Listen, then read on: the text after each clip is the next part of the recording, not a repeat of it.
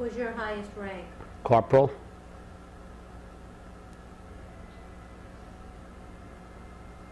And in which war did you serve? World War II. Were you drafted or did you enlist? I was drafted. Can you tell me about that? Well, I tried to enlist in the U.S. Air Force at age 17, but I failed the color perception test, and I had spent 2 semesters at the University of Connecticut at Storrs on a trustee scholarship, and I decided to wait to be drafted. I was drafted June 23rd, 1943, into active service. Where were you living at the time? 343 Willow Street, Waterbury, Connecticut. Do you recall your first days in service? Yes. 5 inoculations later, haircut down to the bone, at Fort Devens, Massachusetts, which was the induction center, left by train from Waterbury with a contingent of 18 Waterbury men, mostly older than I was. And 3 days later, we got on a troop train and went to Camp Edwards on the Cape in Massachusetts, right outside of Buzzards Bay. And how long were you at Camp Edwards? Is that where you did your basic I training? did my basic training there for 11 months. 11 months? Yeah. Do you remember what your basic training was like? Yes.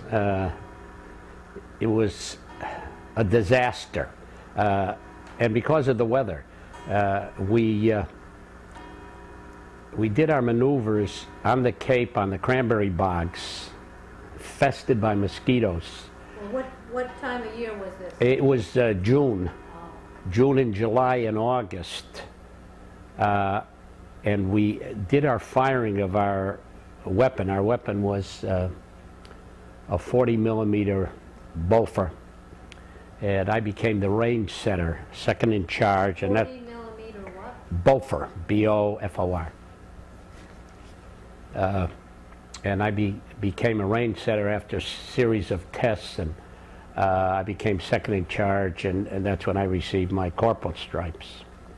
And in the winter, we trained on at Woods Hole and Wellfleet on the sand dunes. Slept in barracks on wooden slats. It was worse than combat. It really was. Now, was your training at Woods Hole part of your basic training? Everything was part of course, the home base was Camp Edwards. Do you remember any of your instructors from basic?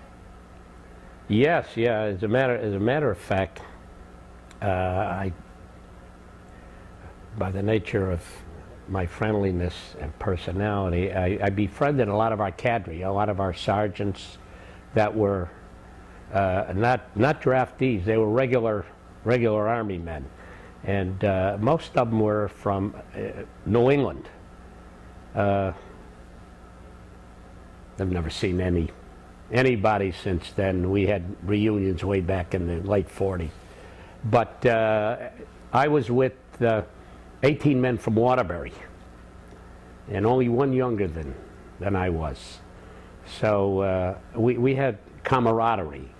And we were going to ship overseas months before D-Day, but there were too many anti-aircraft units, so they pulled us off. But we also received, we were what they call a semi-mobile unit. We were trained as infantrymen and as artillerymen, because we traveled with trucks and quadruple machine gun mounts and the 40 millimeter piece. Were you trained in any specific job? Yes, as a range setter. Can you tell me what that is? Yes, that was, we could fire the gun in 2 ways. Manually, with a gunner that set the shells in, 4 shells at a time, very sensitive shells, even raindrops could set them off. And we had trackers on each side, one for vertical, one for horizontal. But we had what they call electric control, and that's what I was trained to do. And we would set up what they call a range director, and we would take over for the manual operation. And we'd have to set our sights at night, our bore on the stars. Interesting the way we set it up. Yeah, it was interesting, and we had hoped we were all going to stay together. And we went to the 7 parts of the world, so. After your 11 months of basic training, where did you go? From there, we went to protect Farmingdale Air Base. Where is that located? That's in Long Island on the Sunrise Highway. We were billeted in tents with coal stoves and using wooden missiles instead of live stuff. You know, we were in, I was in C Battery, and C and D Battery worked together. And we trained also with the men, the 102nd Airborne that jumped on D-Day. And we were part of the maneuvers just before June, and when they were committed June 6th, of course, in 1944. So we were part of that maneuver operation. We thought we were going to go with them, but they pulled us off again. And after 4 months there, we went to Fort Dix. Continued training in both infantry and artillery. 4 months in Fort Dix. Now, were you still with the 18th? Still with the 836th AAA, Anti-Aircraft Battalion, Artillery Battalion. Battery C. Continued what did you do at Fort Dix? Training in Dix, just trained. Constant training. We got on board. They put all our equipment, we were all set to ship out, pulled us off again, and shipped us to Fort Bragg, North Carolina. You know, it was the right way and the Army way. We spent the time at Fort Bragg, and at that time they started disbanding all artillery units. Then... How long were you at Fort Bragg? We were 4 months. We seemed to have a contract for 4 months everywhere we went. Yeah, we trained 19 months before I went in the infantry. From Fort Bragg, when they were shipping all artillery units over to Europe and into the Pacific, mostly into Europe, we were pulled out. We went to Camp Livingston, Louisiana, to become combat infantrymen. Now we had the training. So that meant the older guys, usually over 25 and 28, were just pushed out and sent to different kinds of units. The young guys, we had heavy training. We were trained by returning veterans from the South Pacific. Camp Livingston, maneuvers in Louisiana were worse than anything you can imagine. Wild boars, snakes, mosquitoes, and crazy guys. And from there, we finally were committed. We were there 6 weeks. And from that 6 weeks, they shipped us to Fort Meade, Maryland. And with 30,000 men, we received our medicals, and those that passed were slated for overseas combat. Did you know where you were going to be? We knew we were going to Europe. From there, we went to Camp Miles Standish, which was POE, Point of Embarkation, in Massachusetts. And 3 days later, we got on board a luxury liner that was made into military transport, which was part of the American lines. It was called, in peacetime, SS America, and it was militarily named USS West Point. West Point? Yeah. And 5.5 days without a convoy and with 2 U-boat scares, we arrived in Glasgow, Scotland, and a little town called Greenock. Herded right on to a train and went south to Liverpool. Just missing a buzz bomb attack. You know, the piers were on fire and everything. Can you describe what a buzz bomb is? Yeah, the buzz bombs were the bombs that the Germans used against the French and the natives of Great Britain. Thousands and thousands of day. Yeah, that's when they all had those storm shelters, and everybody was part of that war effort. And, you know, what we saw in the London area was not nice. And then we boarded a transport. It was just like a garbage scow, and shipped across the English Channel. We were going to Le Havre, France, to be committed, and they had trouble with the ship. We had to get off and get on an LST,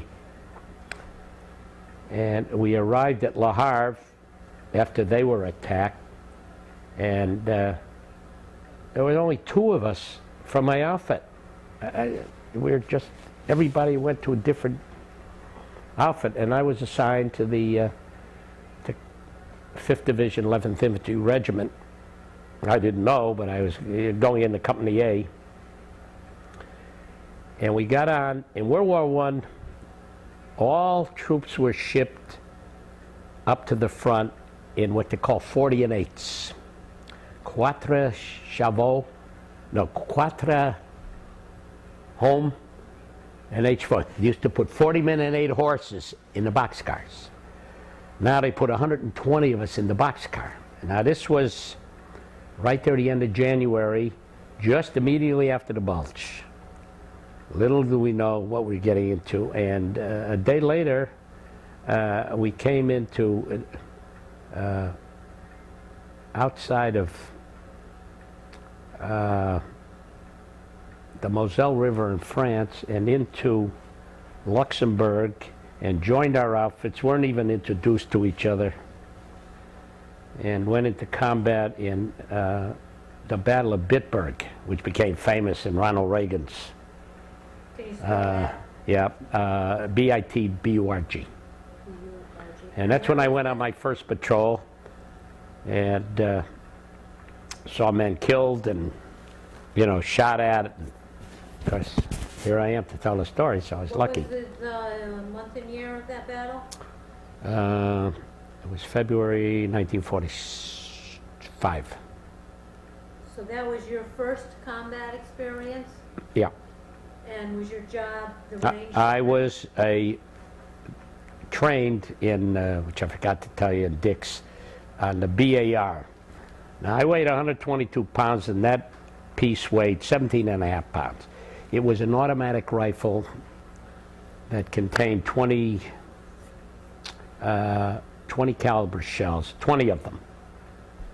And it was a heavy piece, and that's what I carried. It was like a machine gun, but very cumbersome. And then, let me tell you how interesting this is. I was, which I forgot to tell you, when I was stationed in artillery in Long Island, I became the chemical non-commissioned officer. I was trained in, you know, tear gas and poison gas and mustard gas. We had to go through all that, and the importance of gas masks. When we got off the ship in England, everything went overboard. The gas masks, you know, we could have been, you know what happened in World War I, they were all gassed by mustard gas. So we never carried them, they were too cumbersome. So I told you it was the right way and the Army way, and we won the war, so. But no, we didn't carry the gas masks. But you carried the BAR? I carried the BAR with the bandoliers of the shells crossed over your shoulder and chest, So and in the cartridge belt, yeah. So during the Battle of Bitburg, you were... BAR, firing it, whether I hit somebody. Did you ever use your range setter experience? No, no. forget it. They never used it, and we bumped into anti-aircraft units. Not one of them had director control. They were all manual. That's the way we operated. What do you remember about your experience at the Battle of Bitburg? Well, it was over fast in a couple of days. The sad part of it, that I did get a chance to meet the platoon sergeant. The guy's name was Harry Whitty from Indiana. The 5th Division was comprised of Indiana, Illinois, and Tennessee guardsmen that went in. Remember, they were drafted. There was an old saying, goodbye, my dear, I'll be back in a year. Well, then Pearl Harbor hit, and they were all called back. But these guys were tremendous soldiers, and they were the first outfit sent overseas, but they went to Iceland, protecting Iceland and Greenland, you know, from the Air Force or whatever. So they were the first unit overseas in that Eastern theater, and then when they were about to come home on furlough, the First Lady, Eleanor Roosevelt, said, these men are hungry for women. We can't send them home. And they shipped them all to Ireland, where half the unit married Irish women. They were a bunch of nice guys. Of course, you really never, I was an infantry replacement, not a trained member of a particular infantry unit. So we were called repels, you know, replacements. And I met this Sergeant Woody. He was a tech sergeant, and he received a battlefield commission because our platoon leader was killed in that battle. And the next day he was killed. And it really knocked us off for a loop. He was such a popular guy, 37 years old. So that was it. And that combat is very peculiar. You could go days without hearing a shot. And you get under a mortar attack or a river crossing, and, you know, your life, you were a number. So from there, we knew, and that was as early as February, that this thing was going to end. We didn't know when, because the German, all the artillery pieces were being pulled by oxen. And you could see the remains in the bodies of the carcasses alongside the road. And all their vehicles were being operated by wood-burning stoves. They were in big cylinders, feed the wood to give them the power. They had no petrol anymore. You know, they ran out of everything. After the Battle of Bitburg, where did you Okay, go? Bitburg, we moved on in Central Europe. I was in 2 battles, Rhineland, and it's Central Europe. They're in that sheet if you have to make a correction there or whatever. But anyhow, we were on the move pretty fast. And the next major thing, you know, we retreated along the way. We were under attack. We march fired on the enemy. We dug in our foxholes. Yeah, once you dug them in, the next 10 minutes you were up and out of them. You slept in them. And you ate your rations, and they were D rations. You get 3 rations a day that you clipped onto your belt. And that's where everybody learned how to smoke. That's what the government did to us. Because you had 4. Did you smoke before you went? No, and as soon as I got out, I stopped forever. But we'd get 4 Old Golds for breakfast, 4 Chesterfields for lunch, and 4 Lucky Strikes for supper. That's if you could eat them. The D rations were all in cellophane wrapping. The worst food you could possibly imagine. They had what they call a D bar, a chocolate bar. You ate that, you wouldn't want to eat for 3 or 4 days. You cooked your coffee in your helmet. You know, you had a pith helmet on, and also you had what we called the steel pot. When you wore the steel pot, you thought you were invincible. You weren't going to get hit by shrapnel. You know, the helmet was everything. We shot dice, we washed our socks, we did everything in the helmet. But anyway, we're on the move, and in March 7th of 45, the U.S. Army below us captured the Remagen bridgehead. It was a lucky hit that destroyed the Germans in retreat. We're going to blow up that bridge. That was the first Rhine crossing. And that was, we were north of them, heading for the Rhine. We were in George Patton's army. That's a story in itself. But for about 20 days or less, they sent all the engineers set up these pontoon bridges, and they sent all the artillery over and all the ancillary headquarters battalions and all the infantrymen, and then everything collapsed. And but they had made inroads, and here is where this was going to be the start of the onslaught. This was our attack to counteract what happened in their counterattack in the Bulge. On March 21st, we crossed the Rhine River, and we heard a speech by the great General George Patton, who was a 3-star general. He never went beyond that because he was a volatile, two-fisted, drinking, pistol-packing guy. And he told us, and I won't use the word he used, but he said, I don't give a darn how many effing dog tags come back. We're going to surprise the Germans. And we did. But unfortunately, and I'm definitely afraid of the water, and from that day, I still am, I was in the front. We paddled by hand over 1,500 feet of the Rhine. What do you mean you paddled? We paddled. In a boat? 20 of us. There was big, you know, it was a big boat. We had to go over. And we probably saved our life. But 2 guys in our boat were killed. They were hit by snipers. And we think they were hit by snipers because their radium watches had shown. And so then the platoon sergeant said, hide those watches. As we all thought they were firing at us. And we got over there. And the German artillery wreaked havoc with the other side of the river. So we got over there, and that was it. And we were on the river bank. Oh, for 48 hours we couldn't move 10 inches. You know, firing above us and mortar shells coming in, and the Germans had a fantastic weapon called the 88 millimeter.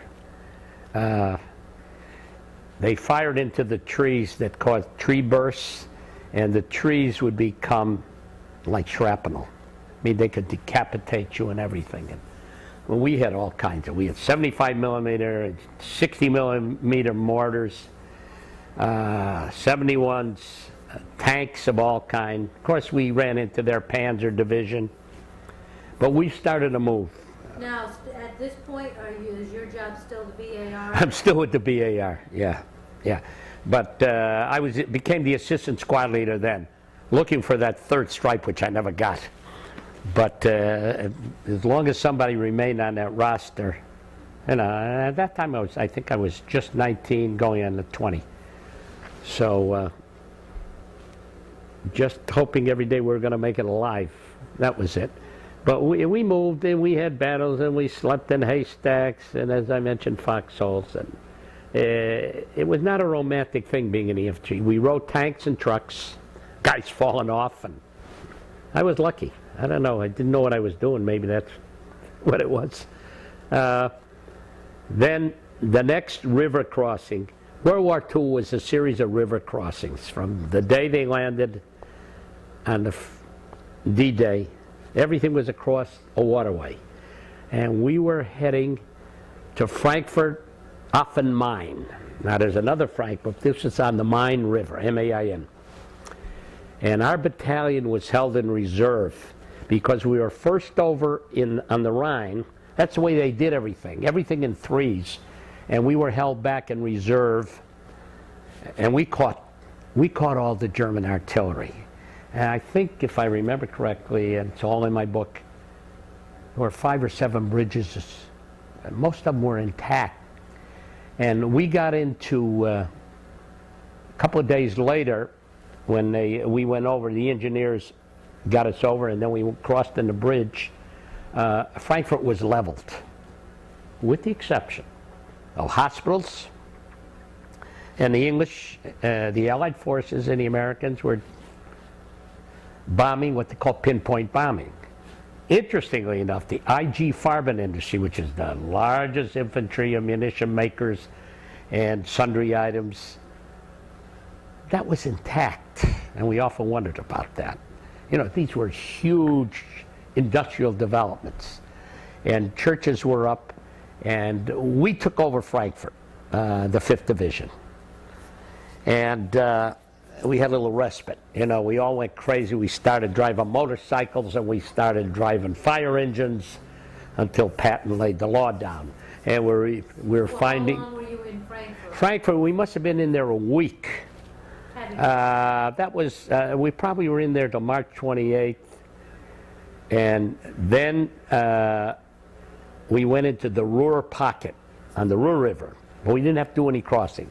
And that's when 150,000 Germans had it and came in, and with their rifles above their heads, and just all surrendered.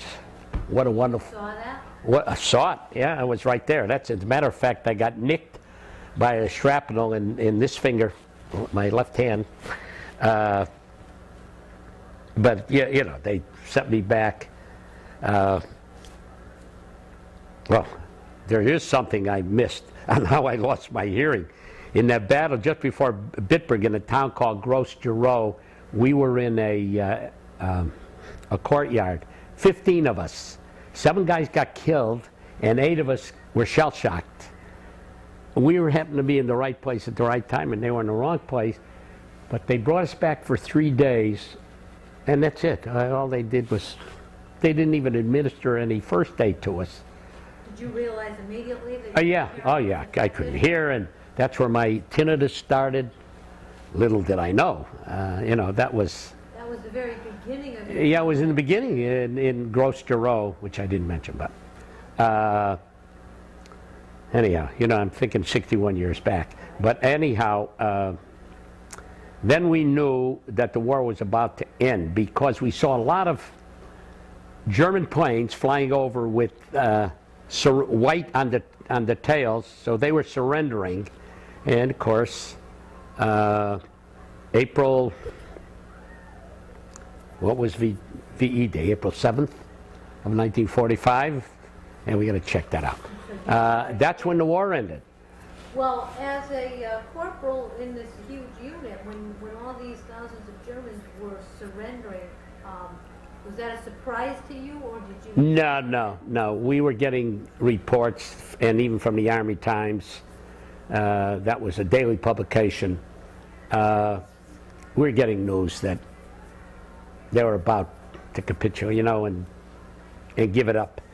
But the war wasn't over for us. They were still fighting in the Pacific. And this, the surrender was April, and then our commander-in-chief died, and we all cried our eyes out. Where were you when you heard the news? We were mopping up units that didn't know they surrendered in Austria and Czechoslovakia. You had moved to Austria and Czechoslovakia? Czechoslovakia quickly. After they gave us a couple of days respite, and then we were on the move. And we had some guys killed with sniper fire. They were hiding in the hills, and it wasn't occupation. We were just cleaning up and mopping up, and the war is over. And we had a couple guys, you know, that were wounded we never saw again. And then we got orders in June, that was June of 45, that we were going to be shipped. This was great news. Shipped home for 30 days, wonderful, and then shipped to the Pacific. So we billeted in, they moved us back to Reims, France. These were large staging areas preparing for shipment back to the United States. And that was like July 10th. of 45, and we boarded transports, and we shipped back 4,500 of us, our battalion, on one of those Lend-Lease tankers, and shipped to across the Atlantic, which is about 7.5 days. And you know, all we did was gamble, read, carry on, have a good time. And we came up the Hudson with all kinds of whistles, and I think Marlene Dietrich was. I don't know. I can't remember the movie star. We landed in. That I have to look up in my notes. It was a staging area in New York, though? In Jersey. Jersey? Yeah, New Jersey. They had all. These were all temporary staging areas. Why can't I think of that? I have to look that up. Anyhow, they sent us home July 25th. So I arrived home on the 25th of July into Devens, and from Devens into New Haven, and from New Haven home. And while I was home for 30 days, the war in the Pacific ended. And I was at a movie theater in Waterbury, and it was probably the greatest day of our lives. They turned on all the lights, and we were in uniform. You know, we weren't in what they call Class A. It was in the summer. We had our shirts on. There were a couple of us there, and all we did was party for 3 days. 3 days and 3 nights. And I might as well mention this, a famous landmark in the state of Connecticut was called the Waverly Inn, owned by a man named Rocco DiOrio. There is a restaurant in Waterbury called DiOrio's right now, named after him. And 3 days we spent there partying, lobster, steak, wine. It was just great. Now, you were in Czechoslovakia when you heard about the president's death? No, we were still, the war was still on. You were still in Yeah, still in Germany. And, you know, when he died, where did he die? In Warm Springs, Georgia, that time. I have to look at my notes. That's kind of shady. But the reaction of the... Well, the troops, we were all sad. You know, men outwardly crying, and especially all us Democrats. And then when Harry took over, Harry Truman, and you know, Harry was the president when they dropped the bomb in Nagasaki and Hiroshima, and that saved our lives, which caused all the nuclear problems the world still faces. But I still kiss his picture every night. Do you know what the casualties were in your unit? Yeah, that you have to refer in the book. They're all there. As a matter of fact, in that little pamphlet I gave you. Now, being home and the war ends, we received telegrams. Was that good news? Now this is August. Stay home for 45 more. Report to Camp Campbell, Kentucky, which was on the Kentucky tri-state border of Kentucky, Illinois, and Indiana. It's now called Fort Campbell, active post. And the whole 5th Division went there. That was after the 45 days? After the 45 days. We received tickets, and we didn't go in troop train, we just went on our own, you know, because we're scattered all over. And we reported, and that's when I started a new phase of my career, because I didn't have enough points to get out. Everything was based on your length of service, combat time, and the formula they use, you have to have X amount of points to be mustered out of the service. So I was short. And at that time, they wanted to start training again. And we were all combat veterans. What were they going to train you in? Continue infantry training. I ran that morning up to the field house and looked on the bulletin board, And I was a decent athlete, 5'8½". And there were tryouts for the baseball team. And also there was a basketball. This was a huge field house. They had maybe 200,000 troops there. And their athletic facilities were fantastic. These are all temporary buildings that were put up. And they were just great. And I befriended myself with a lieutenant who was a graduate of UCLA. He was about 6'9", and he was a varsity player at UCLA in the early, I guess, early 40s, even before he went into service. And they made me the manager of the baseball team. I was a good fielder, no-hitter. And I started refereeing basketball. And that's where I started my career, because I did that 30 years when I got to Central. But anyhow, that was great. And they offered me a commission to go to Paris to sign up for 3 years and go through officer candidate school. And I looked, I said, at that time, the points are released. I said, I'm leaving the service February 3rd, 1946. I'm having the best time of my life. Another enlisted man, first sergeant and myself, were the only 2 enlisted men that made the regimental basketball team. And we traveled all over the South. And because we couldn't stay... Basketball or the baseball? Basketball. Baseball, we traveled all over the South, but those are day trips. And because we had to stay overnight, we couldn't stay with the officers. So they made us. One day I was a lieutenant, one day I was a major. They got us the uniforms, and I was driving what they called the jitney. It was a limo, you know, one of those wide limos, Army limos. And I was the 8th man on that team and the 3rd high scorer. These 2 All-Americans, they were super. And I was the comedian, their reader.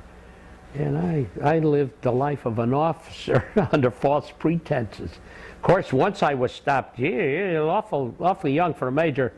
I said, well, I'm working toward that lieutenant colonelship now. You know, everybody drinking after the game at the officers' clubs. We ate the best, and showed you the caste system between. But that was a great part of my life. All those pictures destroyed.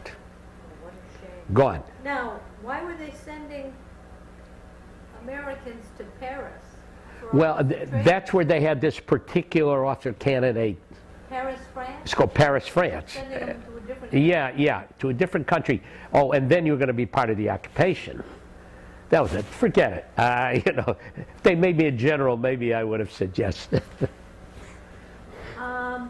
Back to when you were in Europe, do you have any memorable experiences from your combat? Yeah, one that stands out because I work with children. The rest of my, you know, my entire career in the real world, we ran into a German youth group of 14 and 15-year-old kids that were being trained to be officers, and they attacked us with knives and bayonets. You know, we had to put them down, a lot of them. And where was this? That was an occupation. That was in, just before the war was over. It was after, between the Rhine and the Ruhr Valley. And they gave a stiff opposition, but we got the kids, and most of them could speak English. And they were saying that we were the devils. As a matter of fact, the Red Diamond Division, as you'll see in your pamphlet that I gave you, we are called the Red Devils. We had the horns. And that was a memorable experience to me. Also found out that most of those Germans that surrendered to us didn't want to, pardon me, any part of that skirmish. You know, they followed that madman who never made a right move. How old were these German youth? Between 13 and 15. Good-looking kids, well-uniformed, starving. And then the most memorable experience was in a satellite concentration camp. And when we were liberating certain units, certain parts of division liberated, you know, the major concentration camp, to see the inmates there in shoe shelves. Interestingly enough, one came up to me, and if you were a Jewish soldier, you had your religious orientation. Why they put H for Hebrew, I'll never know, but they did. I said if I ever got captured, I'd tell them I was a Hindu. But they saw it, and they said to me, "Du bist a Yid? You are a Jew?" I can speak, read, and write Yiddish, not Hebrew, because I went to a secular school after school. And I became sort of the interpreter for the squad, because, you know, Yiddish and German are similar.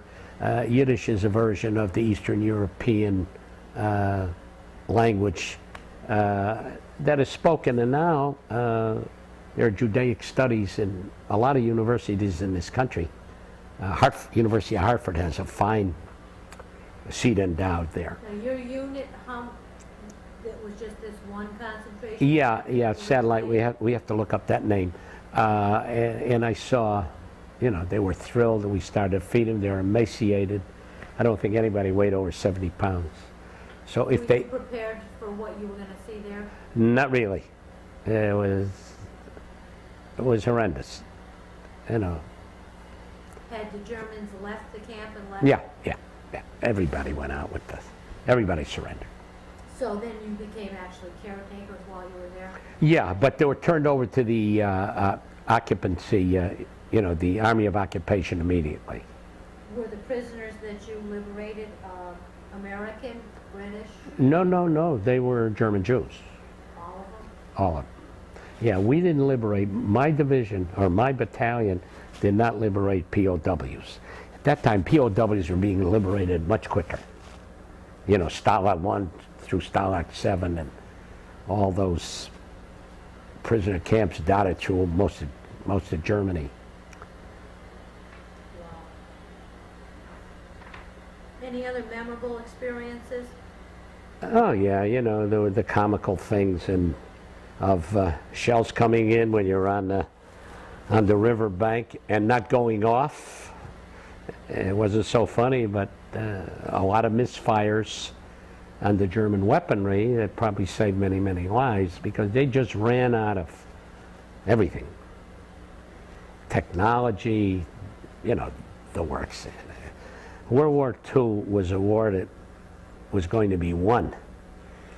Not like Vietnam and this tragedy we're in.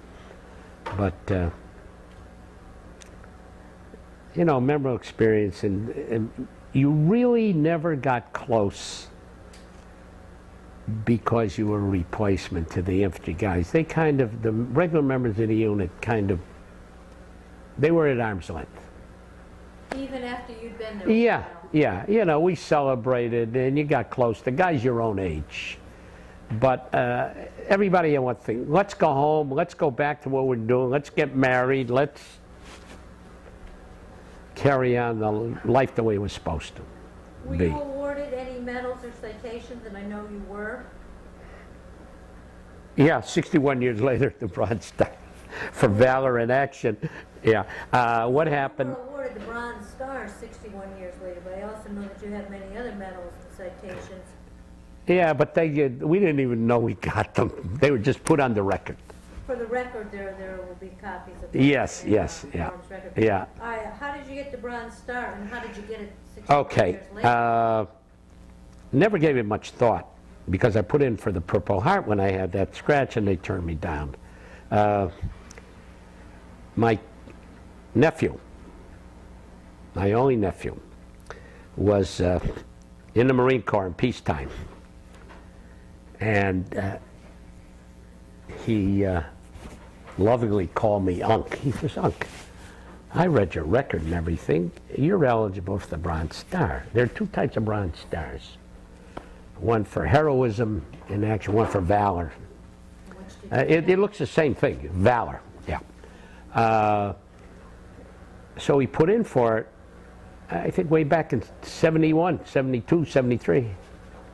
And I got that letter that the records were turned down.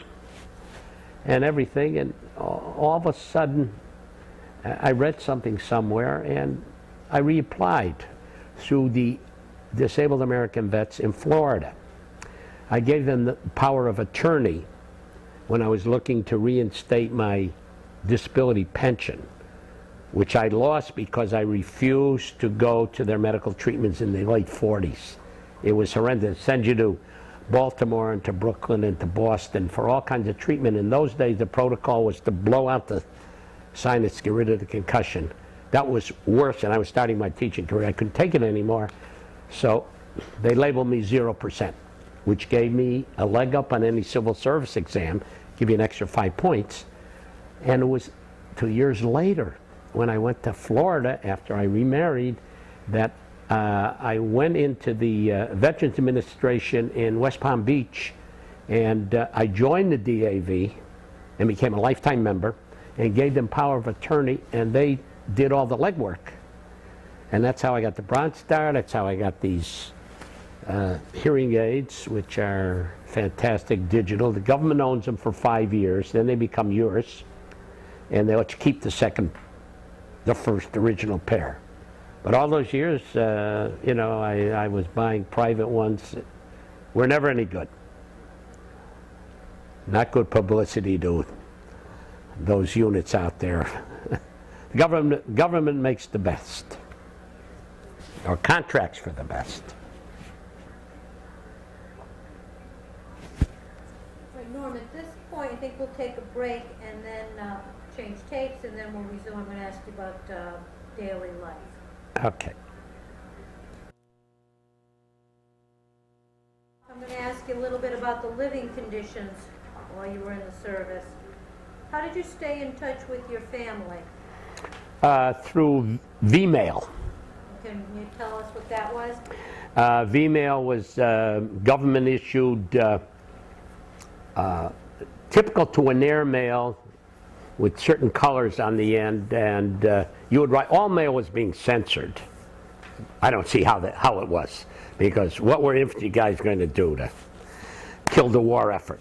But anyhow, what I did, and I only had 2 immediate family members. I lost my mother when I was 14 months old, and my father never remarried. And I have a sister who's a graduate of Central, and who's going to be 88 this coming February. And I would write to her, tell her where I was in Yiddish. I would put it on the Rhine, on the Moselle, and Frankfurt. Of course, nobody ever read it. But she turned over all the letters to me. Do you have them now? Oh, God knows where they are. All of them. When I left the house, it was not a good time for me. My first wife went through a horrendous cancer ending. Well, those may surface in the future. We can always ask. Yeah, we will. I hope so. Now, the next question, and we talked a little bit about, what was the food like? Now, you were in the field. You're in the field. You had D rations, or a step up were C rations. Now, C rations were in cans. Hot dogs and beans, corn, pork. They were horrendous. I don't know whoever. As bad as the D rations? Yeah, there's always, there was no good food. When we did get a respite and set up field kitchens, they would try to bring in milk, fresh fruit, and all the goodies, you know, hot oatmeal and hot coffee, real coffee. Of course, I never drank coffee anyhow, so I used to hoard the milk, juices, but that wasn't often. When you're in the field and you were moving fast, the kitchens had to just pack up and go. But that's what we look forward to, and then a shower on occasion. So most of your time in the field was just with your rations? Rations. Until you had a lot of respites, and a lot of times you took over German quarters and German houses, but they didn't have any facilities. What they did have was they used to hide smoked hams, smoked meats and sausages, canned goods and jarred goods under wood that was going to be burned in a furnace, hidden in all kinds of places. One of the things we loved eating was rhubarb. Fresh off the stalk, just pull it and eat it. They grew an awful lot of rhubarb. I don't eat much now because it brings back bad memories. But when we could, the field kitchen set up, they fed us decently. Were you ever in any place where there was regular barracks? Yes, yeah. We set up, well, that was towards the end of the war when we set up. We took over German beer gardens where we had that, the beer for breakfast and for lunch and for dinner. And the thing that I remember the most is, of course, we had everything in mess kits and your canteen cup. Then when you'd clean them in the garbage pail, the German population would go out there and take it and eat it. And it was not the best thing in the world to see, but they had no food. Now, you always had your cigarettes, I know you. Ah, yes, the cigarettes. Toilet paper, very important. Of course, the open field was your toilet, and especially when troops were hit with diarrhea, that was not a nice thing to see when you were on the march. But that's the life of an infantryman. Yes, that is. Now, where did you sleep when you were in the field? Well, either in back of trucks or we billeted in German homes, in German schools, or in sleeping bags in foxholes. Right, now you were in Germany in that terrible winter. How did you... Well, we had parkas on and inner soles on the combat boots. I had trench mouth. Most of us did, you know, trying to keep up with your personal hygiene and brushing your teeth and everything. It was tough. And a lot of times in cold water and washing cold water and forget shaving. You know, you wouldn't. They would set up portable showers and hot water installations when they could. You know, they tried to keep up with it. But my unit, we didn't catch the real brunt of the winter, but we fought in snow. But it was disappearing. The weather turned very nice, and that's what hastened that surrender. Was the good weather. That's what held up.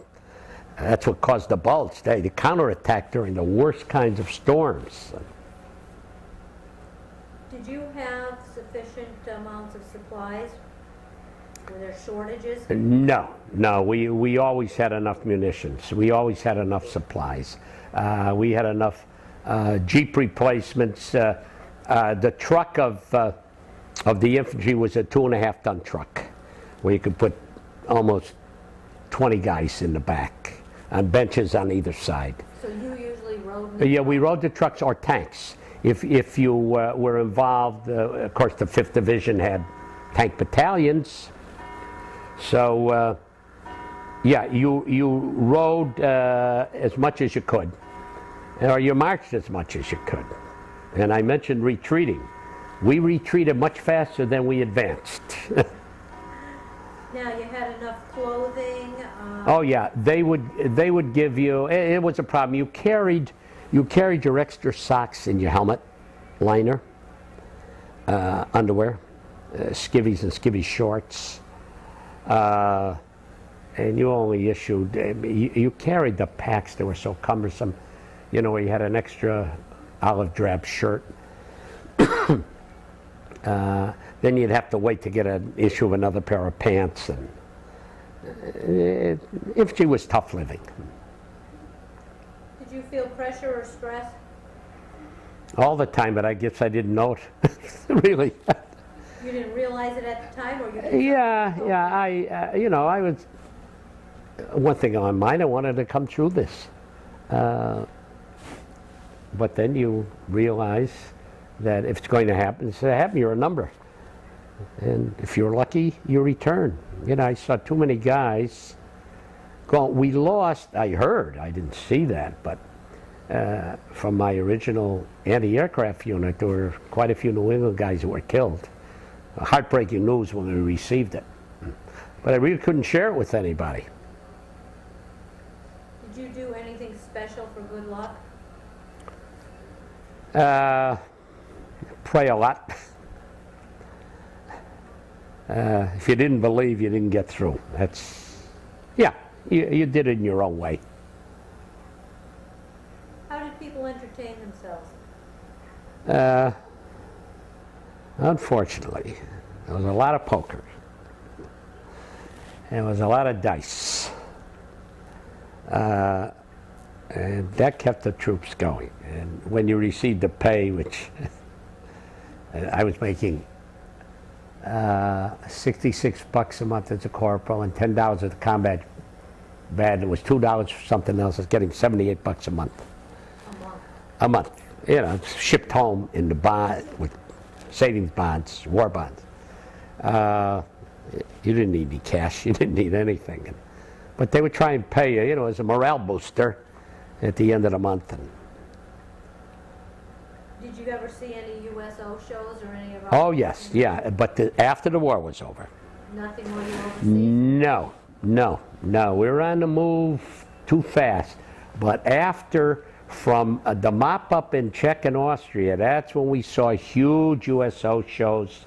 One I remember in Le Havre is when we got there was Woody Herman and his band playing there, and they'd play constantly because 15 to 20,000 men would go through that chow line in an hour.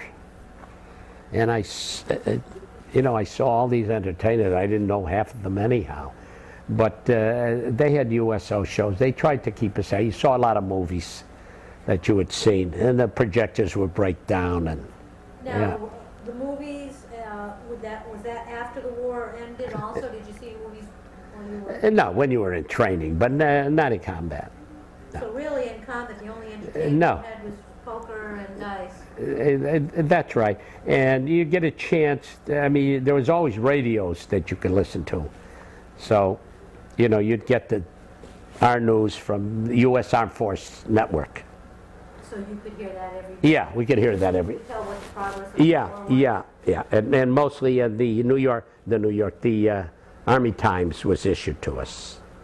And that's when Bill Malden and his famous cartoon that we all look forward to seeing.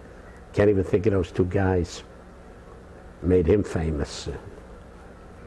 Did you have any leave while you were in the service overseas? No.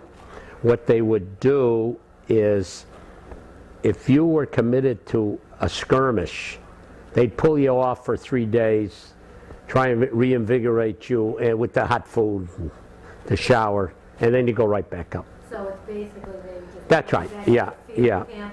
And not if you were an infantryman or a tanker. Artillery usually had a lot of trucks, you know, that they could operate out of. It was interesting how we won the war. I mean, to put all this stuff together was amazing, without technology. So where did you travel while you were in the service? All in Europe? Europe was all, yeah, I served in the European theater. So the countries I were in were Scotland, England, France, Liechtenstein, Luxembourg, Austria and Czechoslovakia. And then when we went back, when I mentioned we were going home, they put you, and I think we were in Camp Lucky Strike. Everything was named after a cigarette. Camp Old Gold, Camp Lucky Strike. Camp Lucky Strike was in France? Yeah. They all were in France then. Yeah. All the yeah, I don't know what it was in the Pacific. Do you recall any particularly humorous or unusual events? Some that I can't mention, but and now, you know, the usual raconteur business and jokes, and everybody had one thing in mind. You were able to maintain a sense of humor? Yes, I did. And I still do. And that has carried me in good stead all my life. Now, you said that you served under General Patton. you ever actually see him? Did Yeah, I saw him the night before we crossed the Rhine. And you were there to hear his talk? I heard his famous talk that is listed in that book somewhere. Now, you said you had a George Patton story. Do you want to share that on camera or no? Well, what he did was, as soon as the war was over, of course you were always a military, your pants were tucked into the combat boots. But he was a guy, you never saw him without being in full Class A uniform, with the tie, with his pearl-handled .45s on either hip, spit and polish. When the war ended, and he sent out these directives, no more flitting around on the Autobahn or anything with any of these vehicles, you know, you'll be court-martialed. But he had his dress, shirts and ties and leggings. And that's where I got in trouble, because I refused to put on those leggings. A guy wanted to turn me in. There was some young kid that came over, 2 years younger than me. So I went at him, but he backed down. But you know, I was never a killer. What did you think of the officers and fellow soldiers? Well, we had good men. Or a lot of what they call 90-day wonders, but probably I could have been one. 90 days, they trained them here in this country, and they were mostly men with college degrees, or 3 years advanced in colleges or universities, and whatever field they went into, anti-aircraft or infantry or engineering, whatever their background was, we ran into some frightened officers, and we could tell. They were not efficient. They were afraid of combat. And not a majority. They weeded them out immediately, or they disappeared overnight. So we don't know whatever happened to them. What about the officers that you served under? Do you remember any? Yes, especially way back in artillery. There was a Major Santilli who was our battalion commander. And my guys were all New England guys. My captain in artillery was a guy by the name of Captain White, and he was a warden in a maximum security prison in, I think, Walpole, New Hampshire. In the infantry, I was impressed with some of the leaders we had, captains, lieutenants. I can't think of the names. We did have, our company commander was a guy by the name of Captain Finkbinder. They knew what they were doing. You know, everything was done. In the infantry, done with, they'd issue you a strip map, just a sheet of paper on the area that you're going into. You know, it's all taken from aerial photos. You know, it's no infrared stuff, and you know, it was all, you're going by the seat of your pants. How wonderful that was. And 90% they were right. Relying on those officers. Oh yeah, you had to. But we had some tremendous platoon leaders, staff sergeant, tech sergeants, and first sergeants. What about your fellow soldiers? Fellow soldiers were all young kids like me from all over the country at this point. You know, I miss my New England guys. I remember a few of them. Never heard. I never went to a 5th Division or 11th Regiment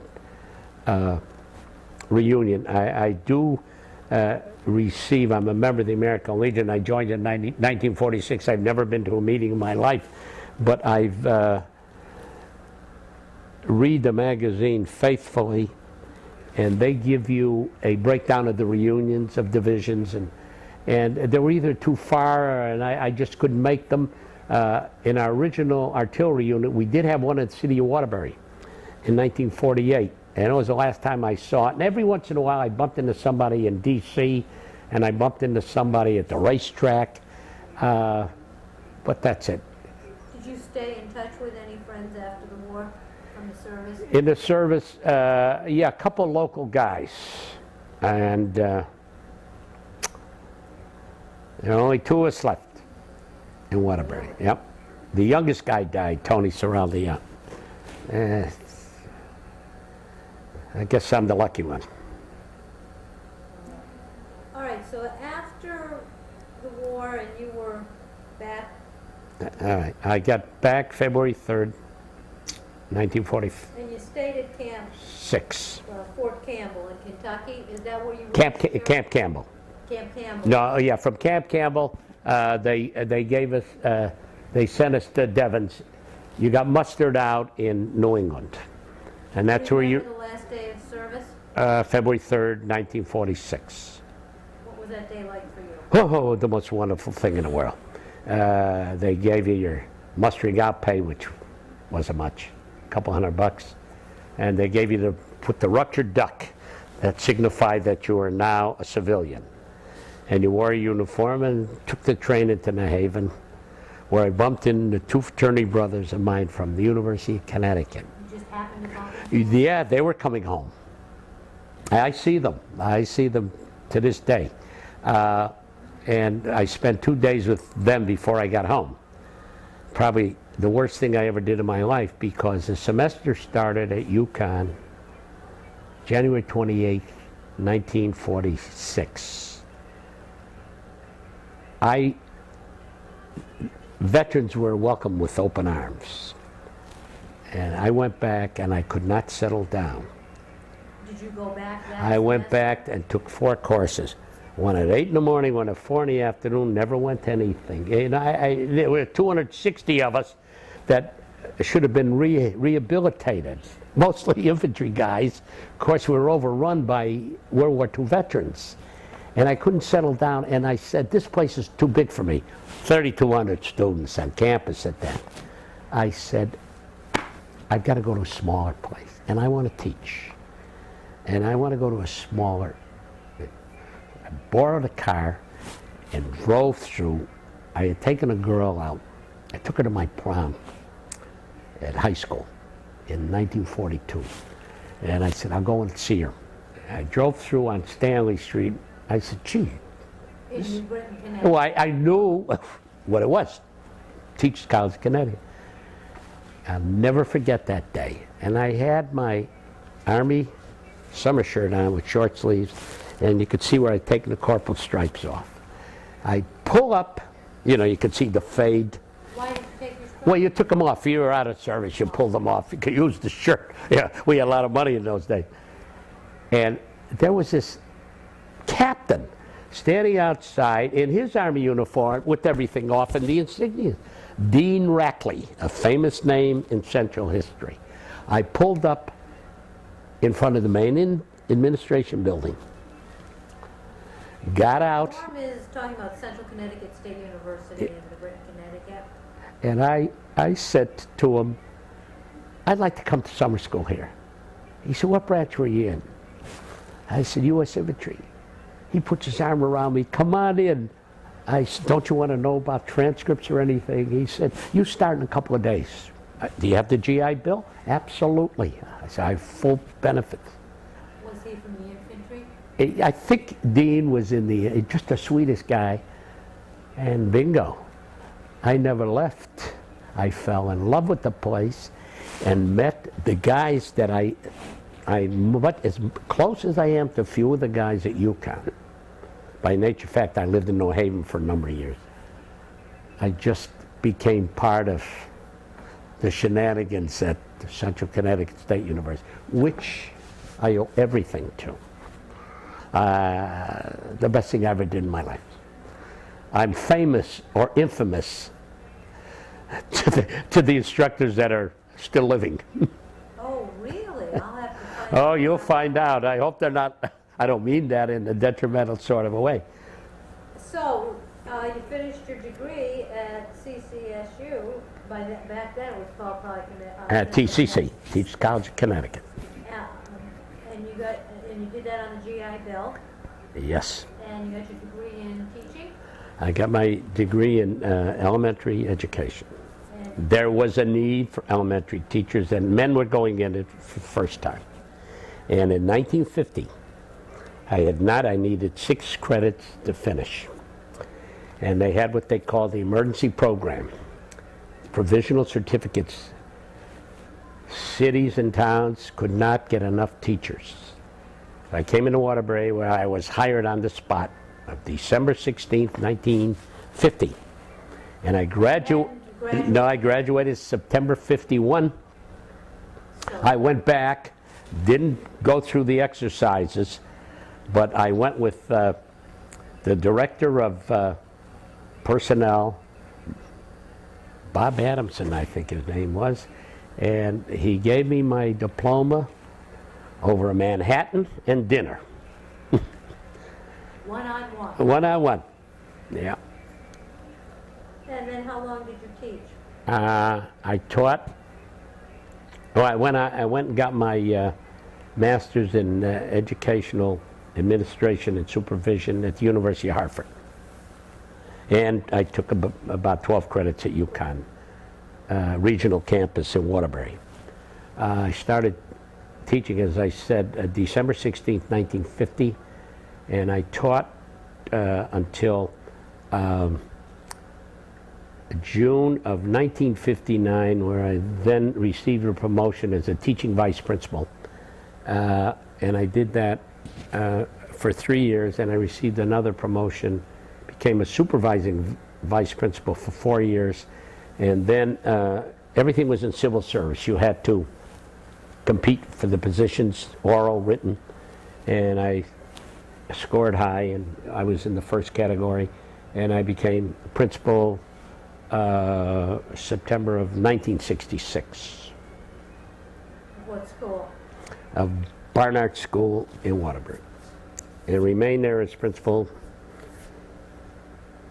to September of 1979, and then I asked for a transfer and became principal Wendell L. Cross School, and I retired June 30th, 1983.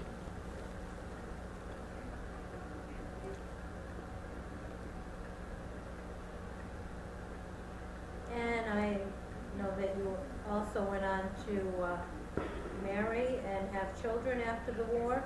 No, yes, I was married in February 19th, 1956 to a graduate of Southern, which was then New Haven Teachers College. And I married a woman, and we moved to New Haven, and I got her a job in Waterbury. We commuted because there was sickness in her family. And but in the meantime, when I started in 1950, in 1951, I met my present wife. And that's a story all by itself. And That's for the Hartford Courant.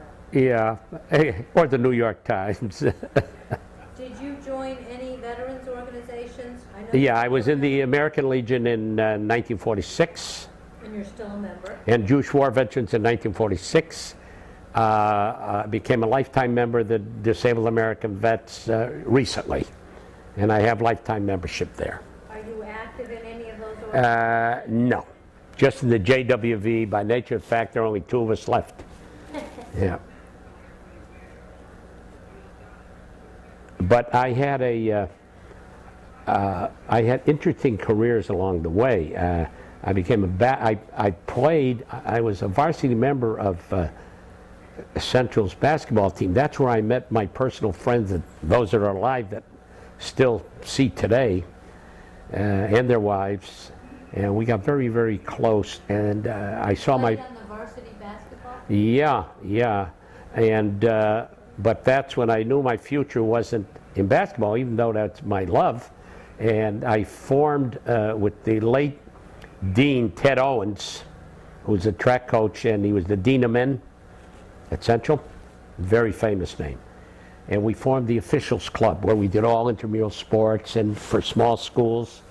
And I did become the leading high school official in the state of Connecticut.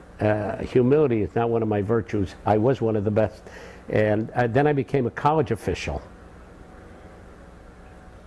And in those days, before the commissioner made assignments, I worked many games at Central. Well, I shouldn't have, but that's the way it worked in those days. You know, they could hire anybody. But that was part of my life. And then I became president of the New Haven Board 10. Then I became president of the state organization. And just recently, I've gotten lifetime memberships and plaques, and they're all somewhere. I don't know where they are. But basketball was part of my life. military experience influence your thinking about war or about military life in general? Well, what I saw, I'm a peace-loving man. I was dead set against what happened in Iraq from the commencement, and I still am, and I have my worries about Vietnam.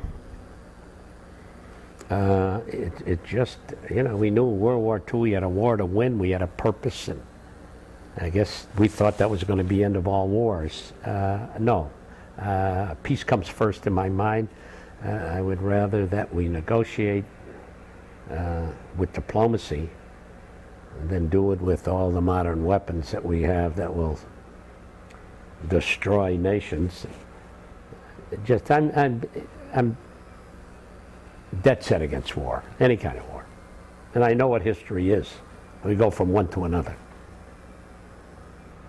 I support the troops. Let's get that in. And I'll leave my political views to myself. Now, you said that you don't attend regular reunions. Did you only attend that one reunion that was in Waterbury? Yeah, it was in Waterbury. Yeah, I never, ever attended a military reunion. I put the military behind me. I really had no feeling for it. I'm proud. I would do the same thing. I tried to enlist. I couldn't get in the Air Force. I waited to be drafted at 18 and wet behind the ears. But that was it. I just put the military behind me. But the military is very important in my entire teaching education because my students with mouths open and all ears, and we discussed the war. We discussed military operations. I did, because of my military, it did open doors. I worked 12 years as a temporary postal employee, summers and winters, driving parcel post. And then I gave that up, and I went into the camping business. I became a program director at a day camp, and then in 1971, I directed the largest children's camp, co-ed, age 7 through 14. This is all in addition to being a principal. And I did that for 14 years in the camp called Camp Laurelwood in North Madison. I had 350 campers and 135 staff. And that's in Connecticut? It was in North Madison, Connecticut, yeah. 7 miles inland from the shoreline. Nonprofit camp. And I was the chief executive officer. And I did that, as a matter of fact, not that I was responsible for 23 marriages, but my daughter, my youngest daughter, met her husband. She was number 22. That was a good, good place to meet your husband and your wife. And then, when I retired, my career didn't end in 1983. I left the camp in 1984. I did everything in terms of 14 years. 14 years with the camp. 30 years refereeing, 14 years with the post office. And then I became a volunteer at the Waterbury Association for Retired Citizens. This was after your retirement? Yeah, but I had directed their camp one year for disabled and mentally disabled children. And I fell in love with it because I grew up with the aunt who had retardation. And I was going in as president, and the director retired, and I set up the search committee, went to our first meeting, and they all got up and were walking out of the room. I said, I have everything outlined. He said, well, we've picked our person already. And they all stood up and pointed at me. I became its executive director for 14 years. Oh, wow. That was most wonderful position I ever had in my life. And I left there when I started my new life, my second marriage, in 1999. I'm still an honorary member of the board and very active.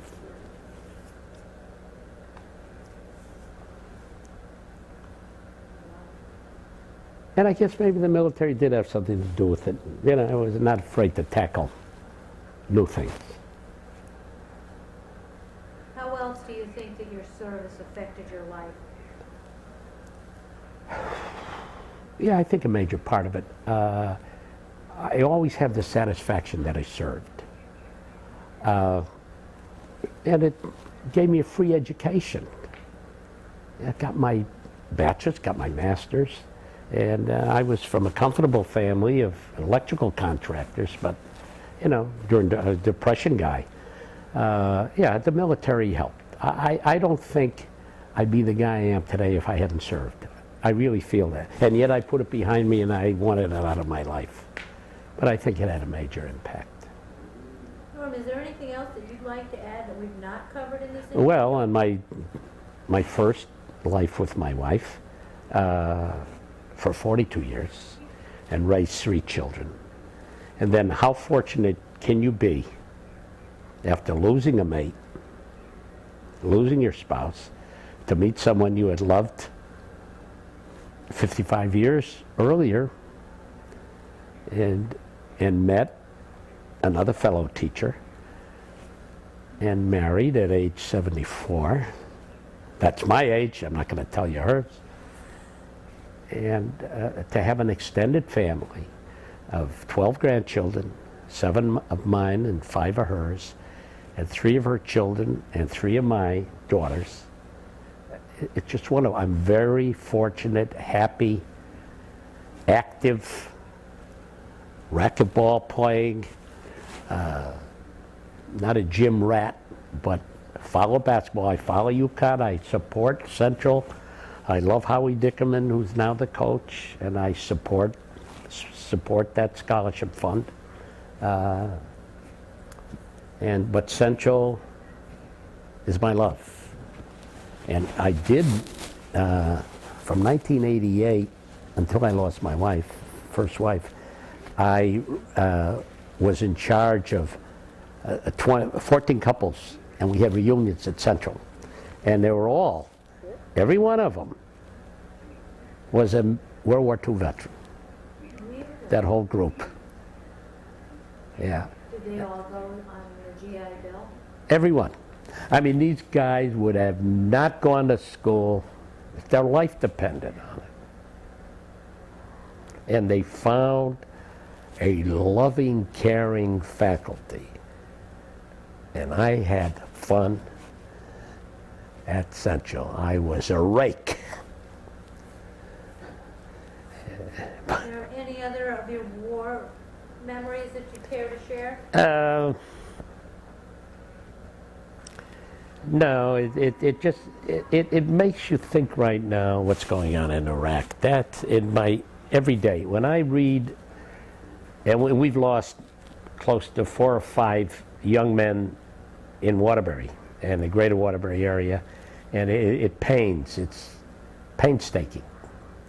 It's a terrible thing because we're going nowhere with this thing, and I would like to see it end. It's not going to be easy, but I guess my education and my military service, 2 most important things that did my life. The happiest thing was my involvement with people with mental retardation. Norm, I'd like to thank you for your interview, and I'd also like to thank you for your service to our country.